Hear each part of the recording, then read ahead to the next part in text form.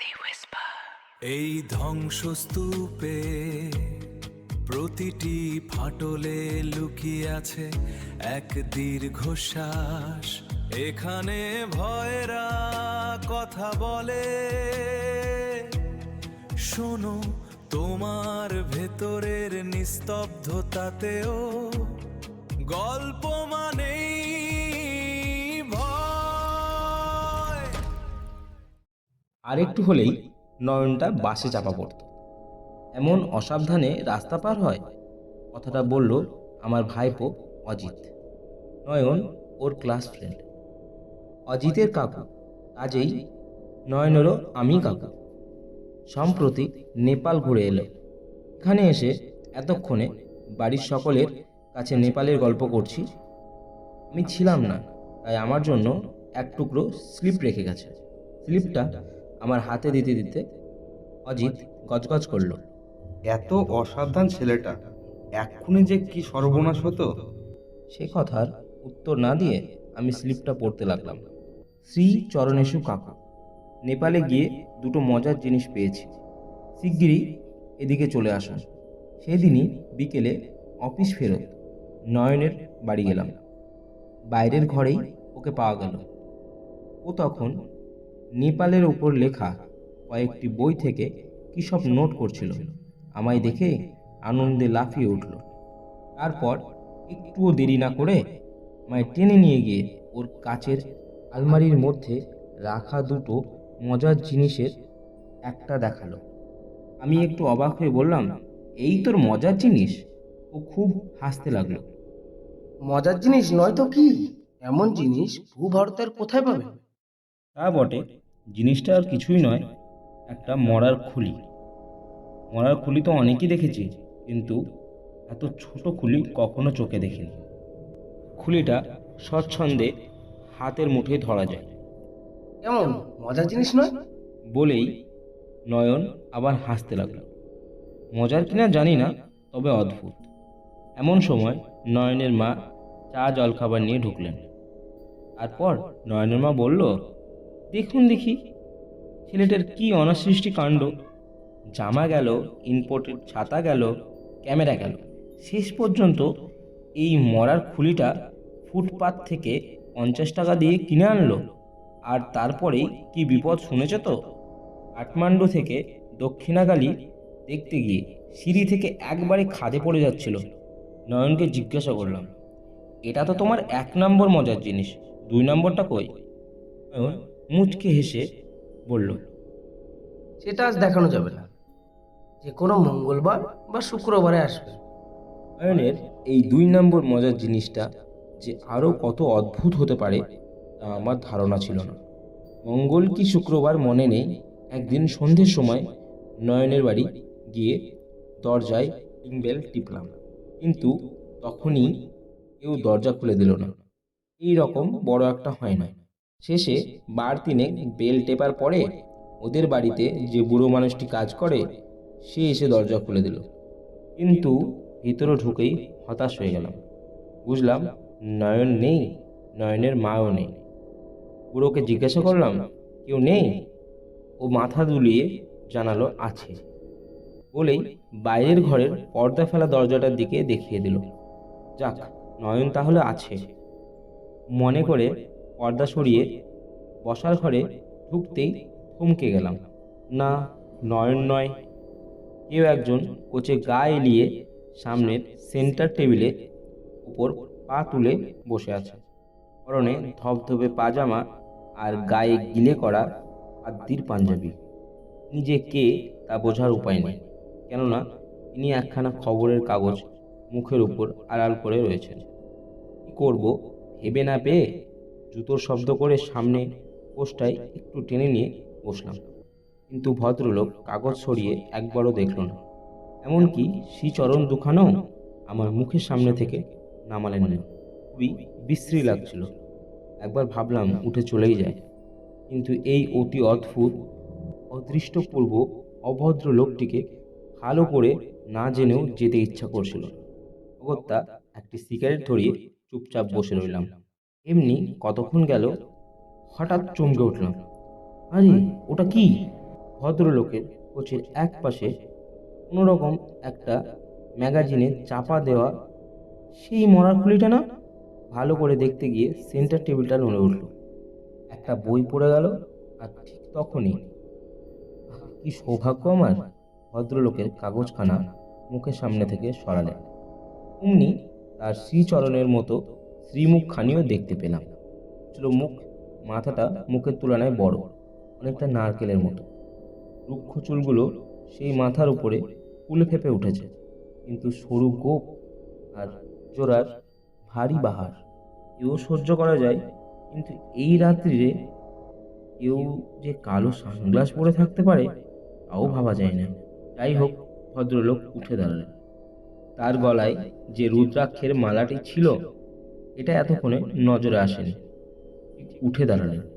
তারপর সামনে যে একজন ভদ্রলোক আছে তা তিনি লক্ষ্য না করে ম্যাগাজিনের তলা থেকে খুলিটি নিয়ে নয়নের সেই আলমারিতে রেখে দিলেন, যেন তিনি খুলিটা ভালো করে দেখতে নিয়েছিলেন। দেখার পর রেখে দিলেন। আর কি, নয়ন কি আলমারিতে চাবি লাগিয়ে যায়নি, নাকি ওটা খোলাই থাকে জানি না। ভদ্রলোক আবার নিজের জায়গায় গিয়ে মুখের উপর কাগজ আড়াল করে বসলেন। আর ধৈর্য ধরে থাকতে পারলাম না, জিজ্ঞাসা করলাম, নয়ন কখন আসবে বলতে পারবেন? তোরে একটা গম্ভীর স্বর গলার মধ্যে ঘরঘর করে উঠল। মিনিট 13-র মধ্যে। ও বাবা, ইনি আবার মিনিট সেকেন্ডে ধরে কথা বলেন? 10 মিনিটও নয়, 15 মিনিটও নয়, একবারে 13 মিনিট। জিজ্ঞাসা করলাম, ওর সঙ্গে কি আপনার দেখা হয়েছে? না, দেখা হয়নি। নয়ন কোথায় গিয়েছে তাও বোধহয় জানেন না, অথচ তিনি বলতে পারেন 13 মিনিট পরে আসবেন। কত রকম স্ক্রু ঢিলে মানুষই না আছে। একটু পরে উনি আবার কথা বললেন।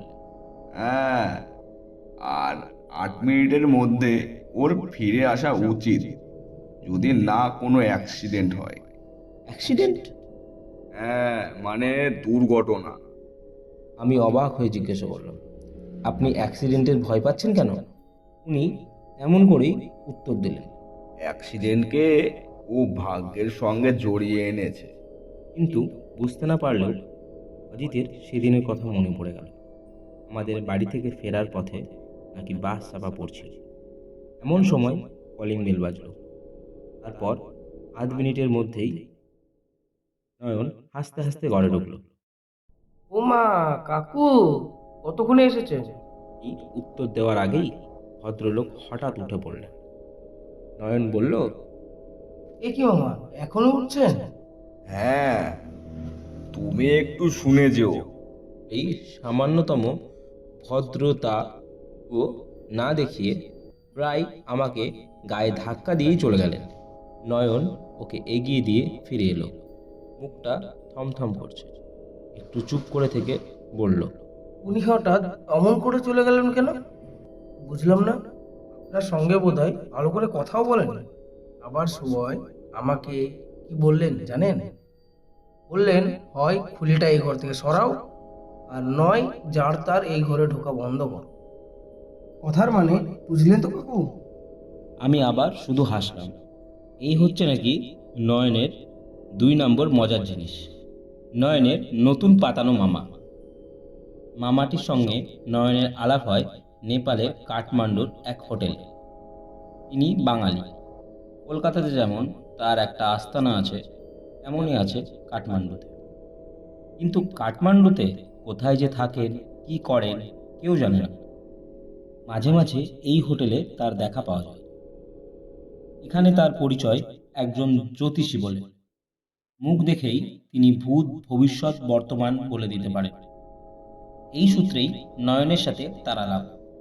হোটেলে সবাই ভিড় করে আসে তার ঘরে, শুধু নয়নই যায় না। সে এসব মোটেই বিশ্বাস করে না। কিন্তু ভদ্রলোক একদিন নিজেই ডাকলেন, ও বাবু, শোনো শোনো। অগত্যা নয়নকে ঢুকতে হয়েছিল তার ঘরে। সবাই আসে, তুমি আসো না কেন? নয়ন হেসে বলেছিল। আমি ওসব বিশ্বাস করি না। ভদ্রলোক একটু হেসেছিলেন।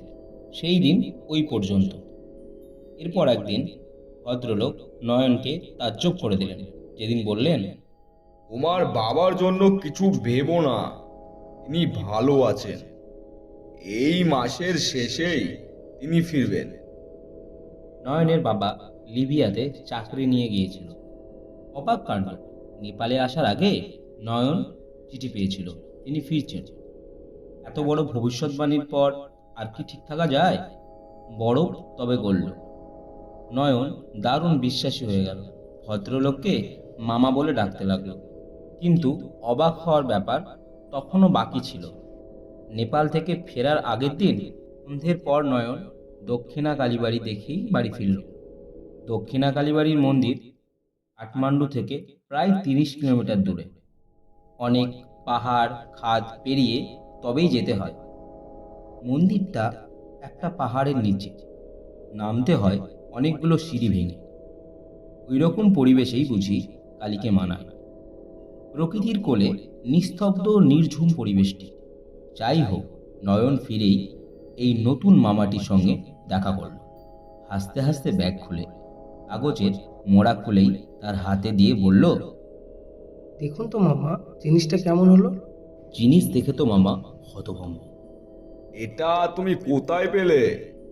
নয়ন বলল, একজন পাহাড়ির কাছ থেকে কিনলাম, দক্ষিণাকালীর মন্দিরের কাছে। মামা অনেকক্ষণ ধরে সেই ছোট্ট খুলিটি পরীক্ষা করে দেখলেন। তারপর বললেন, এ যে বড় ভয়ঙ্কর জিনিস, এ নিয়ে তুমি কি করবে বাবা? নয়ন তাড়াতাড়ি তার হাত থেকে মরার খুলিটি নিয়ে বলল, আলমারিতে সাজিয়ে রাখবো। মামা পুরু কোচকে কিছুক্ষণ নয়নের দিকে তাকিয়ে রইলেন।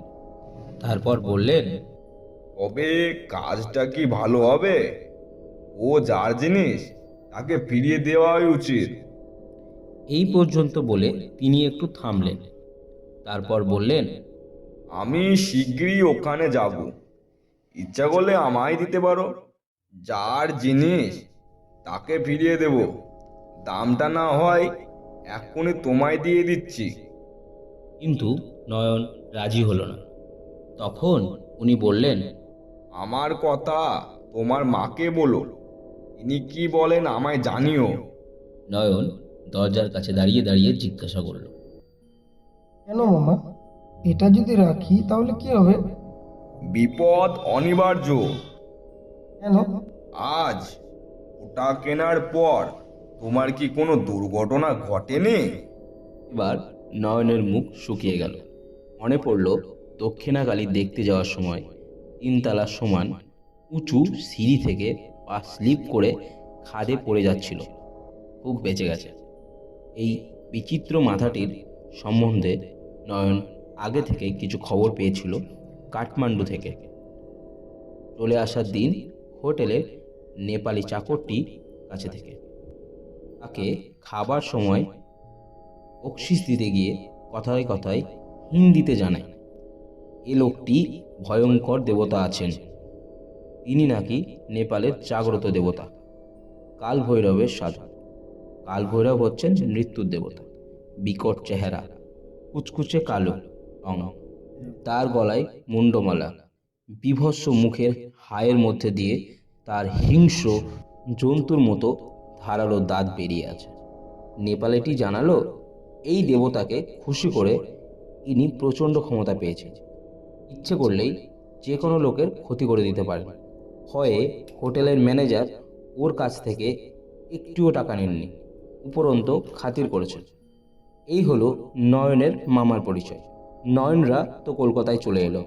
তারপর হঠাৎই একদিন সন্ধেবেলায় সেই মামা নয়নের বাড়িতে এসে হাজির। এসে করলাম, ঠিকানা দিয়েছিলে?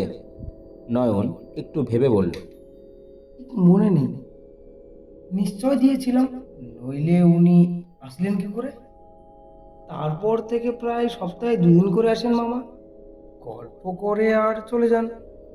কোথায় যান? ঠাকুর পুকুরের কাছে একটা কবরডাঙ্গা বলে জায়গা আছে, ওখানে যান। এখানে ওদের পুরনো বাড়ি। কলকাতায় এলে উনি একাই থাকেন। সবই কেমন রহস্যময়, তাই না? বলি বটে, এই মামাটি কি মজার জিনিস। কিন্তু সত্যি বলছি কাকু, আজ মাঝে মাঝে কেমন যেন ভয়ও লাগে। লোকটার কাছ থেকে রেহাই পেলেই বাঁচি। কুলিটার কথা কি উনি জিজ্ঞাসা করেন? নয়ন মাথা নড়াল। না, এখানে এসে পর্যন্ত উনি খুলির কথা বলেনি তো। এই পর্যন্ত বলে নয়ন ভুল শুধরে বলল, হ্যাঁ, একদিন বলেছিলেন, এই যে সাবধান করে দিয়েছিলেন। আমি হাসলাম, বললাম, হ্যাঁ, পাছে আমি যদি চুরি করে নিই। লজ্জায় জিভ কাটল। ইস, তবু সেদিন যে খুলিটি তিনি আলমারি থেকে বের করে আমার পায়ের শব্দ পেয়ে তাড়াতাড়ি ম্যাগাজিন চাপা দিয়ে রেখেছিলেন, সে কথা আমি নয়নকে আর বললাম না। এই মামা লোকটি প্রথম দিন থেকে আমার ভালো লাগেনি। শুধু অভদ্র বলেই নয়, লোকটি মতলব বাজে। নেপাল না গেলেও জানি এক রকমের এ ধরনের তান্ত্রিক আছে যারা নিজের সিদ্ধির জন্য সব রকম অকর্ম করতে পারে। এই বাড়িতে তার আসার উদ্দেশ্য অন্তত আমার কাছে পরিষ্কার। সেই সঙ্গেই নয়ন যে কি এক মারাত্মক ফাঁদে জড়িয়ে পড়েছে তা আমার জানা। শুধু নয়নই নয়, আমিও লোকটির বিষ নজরে পড়েছি। তাই নয়নের মনে আমাকে চোর বলে সন্দেহ ধরিয়ে দিতে চেয়েছিলেন। এরপর হয়তো আমার জীবনও বিপন্ন হতে পারে। অপরাধ অপরাধ কুলি চুরি করার চেষ্টা আমার কাছে ধরা পড়ে গেছে। সে যাই হোক, নয়নকে এখন এই ভদ্রবেশী ত্রান্তিকের হাত থেকে বাঁচাতে হবে। কিন্তু কি যে করি, আমি যা ভাবছি তা যদি নয়নকে বলি তাহলে সে বিশ্বাস নাও করতে পারে। উল্টে আমার ওপর ধারণা খারাপ হবে। আর যদি বিশ্বাসও করে তাহলে একজন ভদ্রলোককে কি সরাসরি বাড়িতে আসতে বারণ করতে পারে? বারণ করলেও কি উনি শুনবেন? এই খুলিটা যে ওর চাই। দিন 15 পর অফিস থেকে সবে ফিরেছি, হঠাৎ নয়ন এসে হাজির। তার উদ্ভ্রান্ত ভাব দেখেই চমকে উঠলাম। জিজ্ঞাসা করলাম, কি হয়েছে? আজ দুপুরে আমাদের বাড়িতে চোর এসেছিল। আমরা কেউ বাড়িতে ছিলাম না, আর সেই সময়েই কেন? সেই বুড়ো কাজের লোকটি? বলছি, দাঁড়ান, আগে একটু বসি। ইতিমধ্যেই অজিতের মা এসে পড়েছেন। অজিত, একটু জল দে তো। অজিত তাড়াতাড়ি জল এনে দিল। জল খেয়েই রুমালে মুখ মুছে নয়ন বলল, অন্য দিনের মতোই বুড়োটা দুপুরে ঘুমাচ্ছিল। আজ আবার দুপুরে এদিকে এক পশলা বৃষ্টি হয়েছিল, কাজেই আরামেই ঘুমাচ্ছিল। কখন থেকে যে কলিং বেলটা বেজে যাচ্ছিল সে শুনতেই পাচ্ছিল না। যখন শুনল, ধুসমুস করে উঠে দরজা খুলে দিল, কিন্তু কেউ কোথাও নেই। তখন বুড়ো আবার গিয়ে শুল। একটু পরেই আবার বেল বাজল। বুড়ো আবার উঠে দরজা খুলল, কিন্তু আবারও কাউকে দেখতে পেল না। এমনি করেই 3-3 বার। বুড়ো বুঝল নিশ্চয় কোনো দুষ্টু ছেলের কাজ। তাই 4বারের বেলায় বুড়ো রেগে রাস্তায় নেমে দুষ্টু ছেলে ধরবার জন্য এদিক ওদিক খুঁজতে লাগলো, কিন্তু কারোর টিকিটিও খুঁজে পেল না। তখন ফিরে এসে দরজা বন্ধ করে আবার শুয়ে পড়ল। এই পর্যন্তই নয়ন বলে থামল। কিন্তু চোর এসেছিল কি করে বুঝলে? দুষ্টু ছেলের কাজও তো হতে পারে। তাও হতে পারে, তবুও নয়ন কি ভাবতে লাগলো। তারপর যেন আপন মনেই বলল, আমার কেমন ভালো ঠেকছে না। চোর এসেছিল বলে সন্দেহ, তাছাড়া বললাম, থামলে কেন? না, তেমন কিছু নয়। তবুও বলছি, বিকেলে বাড়ি ফিরে এসে দেখি বাড়ির চৌপটের সামনে জুতোর কাদা। আমি চমকে উঠলাম। সেই ভাব গোপন করে বললাম, কাদা আগে ছিল না? নয়ন মনে করবার চেষ্টা করে বলল, তাহলে নিশ্চয় আমার চোখে পড়তো। তাছাড়া কাদা আসবে কোথা থেকে? বৃষ্টি হলো তো দুপুরে।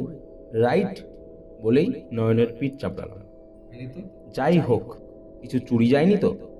না, এটুকুই রেহাই। ঠিক জানো কিছু চুরি যায়নি? নয়ন হেসে বলল।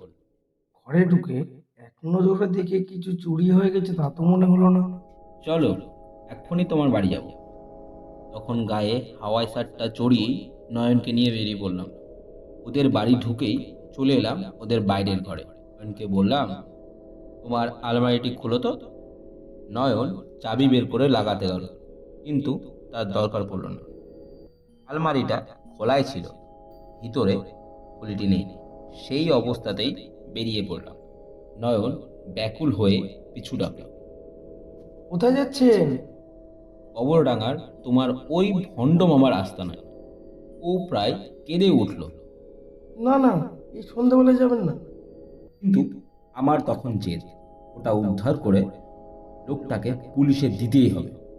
ঠাকুর পুকুরের এদিকটায় কখনো আসেনি, দুধারে মাঠ, কোথাও বা রীতিমতো জঙ্গল। কবরডাঙ্গার জায়গাটা রীতিমতো গ্রাম, তবু রাস্তাটা ইট ঢালায়, রীতিমতো বাস চলে, মাঝে মাঝে লরিও যায়। এখানে পুরনো বাড়ি কি আছে জিজ্ঞাসা করতেই একটি লোক মাঠের মধ্যে দোতলা বাড়িটি দেখিয়ে বলল, ভূতের বাড়ি তো? হ্যাঁ বলেই মাঠে নেমে পড়লাম। লোকটা অবাক হয়ে তাকিয়ে রইল। তখন সন্ধ্যা হয়ে গেছে। দূর থেকে বাড়িটি দেখেই মনে হচ্ছিল যেন প্রেতপুরী। ইট খসে পড়েছে, আলসের মধ্যে থেকে গজিয়েছে অশ্বত্থের চারা। ঢুকে পড়লাম সেই বাড়িতে। অন্ধকার, চারিদিক থমথম করছে। তার মধ্যেই হঠাৎ মনে হলো যেন দুটো জল জলের চোখ। থমকে গেলাম। না, একটা কুকুর। কুকুরটা আমায় দেখে পালালো। সামনে সিঁড়ি, টর্চ সঙ্গে করে আনিনি। দেশলাই চালাতে চালাতে দোতলায় উঠে এলাম। একটা ঘর, বোধ হয় একটি ঘরের মাত্র দরজা জানালা আছে। ঢুকে পড়লাম। দড়িতে ঝুলছে একটি লুঙ্গি, একটি ফর্সা পাজামা, একটি পাঞ্জাবি। সামনে কালো কাপড় ঢাকা। ওটা কি? ভালো করে দেখলাম, ওটা তো একটা পায়া। চমকে উঠলাম। এইরকম পায়াতেই তো প্রেতাত্মা নামানো হয়। মামা কি তাহলে? কিন্তু আসল জিনিসটা কোথায়? মামাই বা কোথায়? আবার দেশলাই জ্বালালাম। লক্ষ্য পড়ল কুলুঙ্গিতে একটি তামার পাত্রে সেই ছোট্ট মরার খুলিটি। আমি মরিয়া হয়ে খুলিটি তুলে নিয়ে পকেটে পড়লাম। তারপর এক ছুটে নিচে। সামনে সেই মাঠ, মাঠের পরেই সেই পিচ ঢালাই রাস্তা। পাছে দৌড় দিলে কারো নজরে পড়ি, তাই হাঁটতেই লাগলাম। নিঃশ্বাস বন্ধ করে হাঁটছি। চারিদিক অন্ধকার, তো শুধুই অন্ধকার। হঠাৎ আমার মনে হলো এই নির্জন মাঠে আমি আর একা নয়, কেউ যেন পিছনে রয়েছে। হ্যাঁ, স্পষ্ট বুঝতে পারছি পেছনে মানুষটি এসে পড়েছে। আমি দৌড়তে লাগলাম, কিন্তু পারলাম না। পিছনের লোকটি ঝাঁপিয়ে পড়লো আমার উপর। আমি হুমড়ি খেয়ে পড়লাম। সে অমনি আমাকে জাপটে ধরল। উফ, কি কঠিন সেই হাত! স্বচ্ছন্দে আমার পকেট থেকে সেই খুলিটি বের করে নিল। তারপর আমার গলা টিপে ধরল। মৃত্যু নিস্তিচ্ছে নেই, আমি প্রাণপণে চেষ্টা করলাম।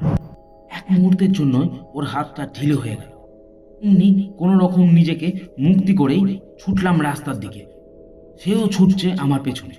রাস্তায় লরির হেডলাইট, তবুও আমি ঝাঁপিয়ে পড়লাম রাস্তায়। লোকটাও সঙ্গে সঙ্গে লাফ দিল। লরিটা দুরন্ত গতিতে বেরিয়ে গেল। ভালো করে তাকিয়ে দেখলাম, না, আমি বেঁচে আছি। কিন্তু রাস্তার উপর হুমড়ি খেয়ে পড়ে আছে ওটা কি? কিন্তু সেদিকে মন দেবার মতো অবস্থা আমার ছিল না। হাঁটতে লাগলাম ডায়মন্ড হারবারের রোডের দিকে। পরের দিন সকালে নয়নের বাড়ি চা খেতে খেতে সমস্ত ঘটনা বললাম। কাগজে ওই অঞ্চলে লরি চাপা পড়ে একজনের মৃত্যুর খবর দিয়েছে। নয়ন বলল, আপনি খুব বেঁচে গেছেন কাকু। ভাগ্যিস ফুলটা তখন আপনার কাছে ছিল না। আমি হেসে বললাম। তারপর বলল, কিন্তু আশ্চর্য এই যে লোকটার যে বর্ণনা কাগজে রয়েছে, তার সঙ্গে মামার চেহারা যে মেলে না। আমি বললাম, তা জানি, কি মামার সাগরেদ। মামা কিন্তু রইলেন বহাল তবলিতে, হয়তো আবার আসবেন। মন শিউরে উঠল।